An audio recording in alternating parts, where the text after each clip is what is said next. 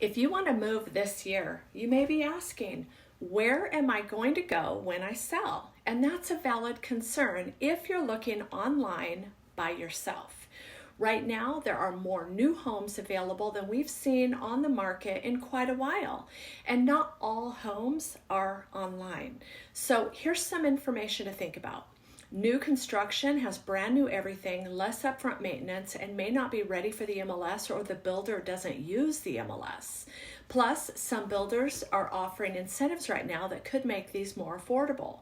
On the other hand, existing homes that have already been lived in offer a wider range of styles and floor plans, plus they're in established neighborhoods, and they may have more amenities finished in the yard. It's important to have somebody like myself on your side no matter which way you go. So reach out to me and I'll show you what we have available in our area, both in and outside the MLS system.